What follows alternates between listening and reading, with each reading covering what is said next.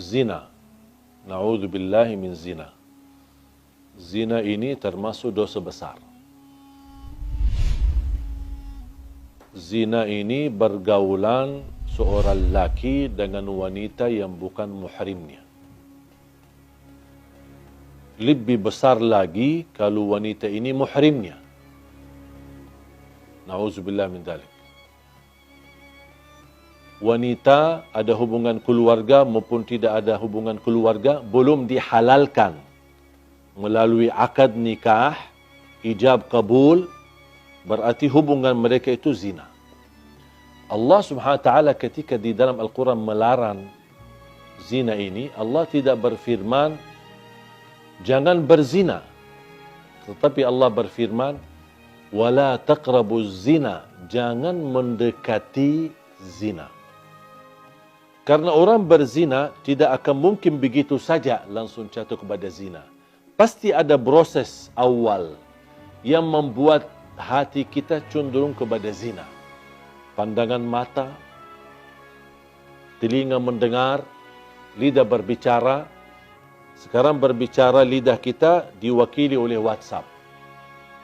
Chat bersama seorang wanita, mungkin ketemu di sosial media. Boleh enggak kenalan? Boleh. Ya di situ mulai langkah awal daripada zina. Satu kalimat, ini balas, ini kirim, ini balas. Sebentar lagi ada gambar, sebentar lagi ada love, ada sebentar ini ucapan, saya tidak bisa tidur, merindukanmu, kangen samamu, di situlah. Ini langkah-langkah seperti ini. Mungkin dianggap remeh, kecil. Cuman buang waktu, cuman chat. Saya tidak ada niat apa-apa. Di situ yang dilarang oleh Allah. Jangan mendekati zina. Nadratun, fabtisamatun, famaw'idun, faliqa'un, fazina. Ini prosesnya. Nadratun, pandangan. Senyum. Ya, pas habis pandangan, apa? Senyum kan? Kalau sama-sama suka, pasti senyum. Kalau tidak suka, tak mungkin diperhatikan. Tapi ini yang bahaya di sini. Wal ainu tazni wa zinaha an-nadhar, sebagaimana bersabda Rasulullah, pandangan mata berzina. Mata berzina dan zinanya mata adalah mempandangi sesuatu yang haram. Nadratun fabtisamatun. Langkah awal melihat. Pandangannya menarik. Tertarik, bahkan ada yang sampai melihat terus ikutin. Aduh, cantiknya luar biasa. Di situ sudah mulai bahaya. Habis nadratun, muncul langkah yang kedua. Kalau sudah suka, gara-gara pandangan, pasti akan senyum. Pasti akan senyum. Fabtisamatun. Habis senyum, mulai berbicara. Ya, boleh enggak kenalan? Ini nama saya, nama kamu. Kamu kerja di mana? Mulai ngobrol. Awal-awalnya umum. Sedikit demi sedikit, kalau sudah akraban, baru kita. Awal-awalnya katanya ta'aruf. Ini sekarang istilah yang beredar di kalangan akhwat atau kalangan wanita yang salihah. Katanya ta'aruf. Ya sama, ta'aruf dan pacaran sama.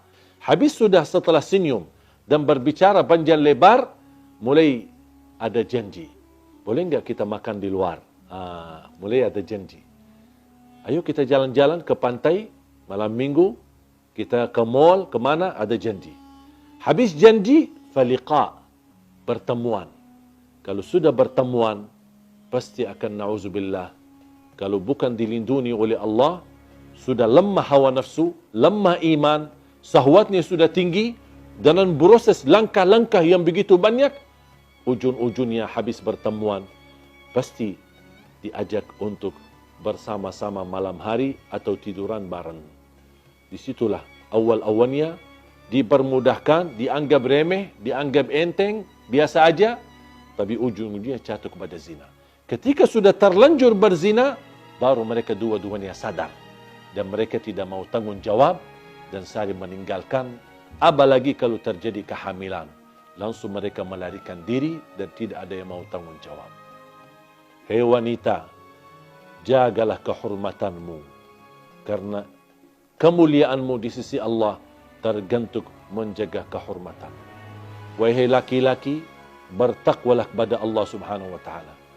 Jangan mempengaruhi wanita untuk jatuh cinta, tapi Anda tidak serius terhadap cintaan itu untuk dijaganya dan untuk dipelihara dan untuk dijadikan mendapatkan ridha Allah Subhanahu wa taala.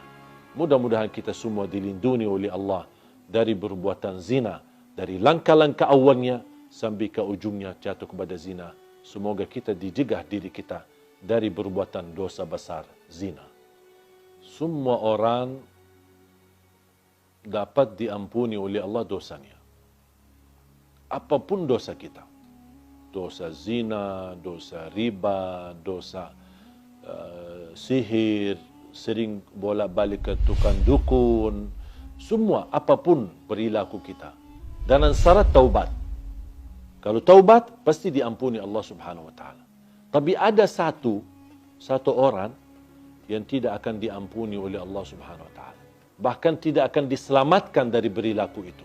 Sangat bahaya. Siapa?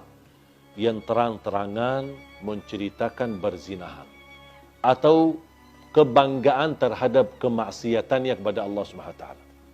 Sekarang na'udzubillah, semestinya kalau kita sebagai manusia jatuh dalam perbuatan maksiat, apapun maksiat itu, seharusnya kita berusaha menyembunyikan, rahasiakan. Pertama, karena malu sama Allah. Yang kedua, juga malu sama manusia.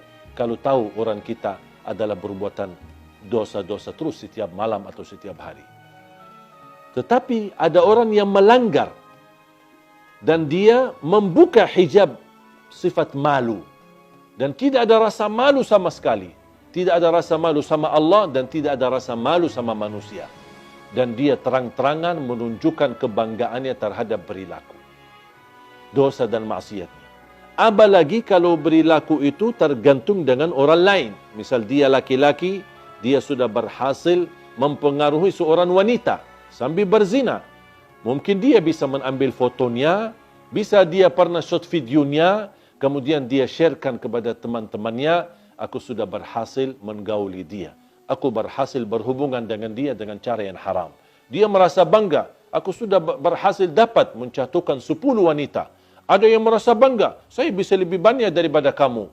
Dan ini sebenarnya, hal ini bukan lucu, tapi justru mendatangkan kemurkaan Allah untuk Anda. Bisa menghadirkan azab yang tidak dapat di sisi Allah ampunan dosa itu. Rasulullah SAW bersabda, Kullu ibnu Adam mu'afa illa al-mujahirun. Semua orang-orang diselamatkan oleh Allah. Diberikan afiat dari perilaku maksiat dan dosa. Kalau ada tanda keseriusan taubat, pasti diampuni Allah dan kembali kepada jalur yang benar. Kecuali kata Rasulullah, illal mujahirun, orang-orang yang suka membuka aib dosanya, menceritakan kepada orang lain, bahkan dia shot kepada sosial media terhadap perilaku maksiat dan dosa sehari-harinya.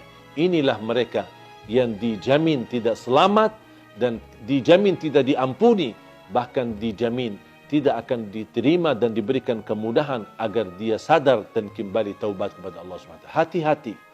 Apalagi kalau beredarkan beritanya, menyebarkan berita, tergantung menyakiti orang lain. Itu sangat bahaya.